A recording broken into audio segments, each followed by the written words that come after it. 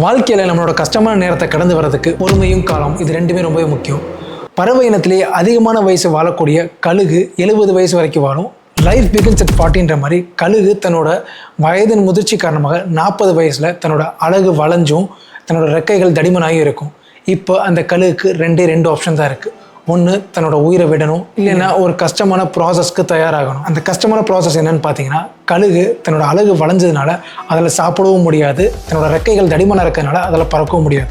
இந்த மாதிரி நேரத்தில் கழுகு என்ன பண்ணால் ஒரு உயரமான மலைகளுக்கு போய் அங்கே இருக்கிற பாறைகளில் தன்னோட அழகை உடச்சிக்கும்.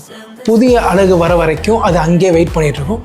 ஒன்ஸ் அந்த அழகு வந்ததுக்கப்புறம் தன்னோட தடிமனான இருக்கிற ரெக்கைகளை பிச்சு போட்டு புது ரெக்கை வர வரைக்கும் காத்துட்ருக்கும்.